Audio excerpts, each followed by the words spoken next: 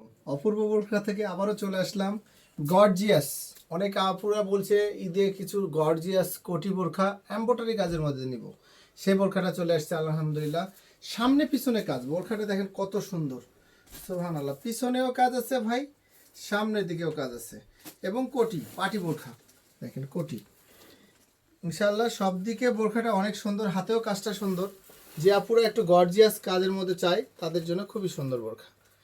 এটা সামনে পিছনে কাজ আছে, এর সাথে হিজাবও আছে। হিজাবটাও দেখে দিই, হিজাবটা অনেক বড় হবে। জাফরান কাপড়ের উপরে অবশ্যই ভালো কিছু কাজের আছে, সেগুলো দেখাই।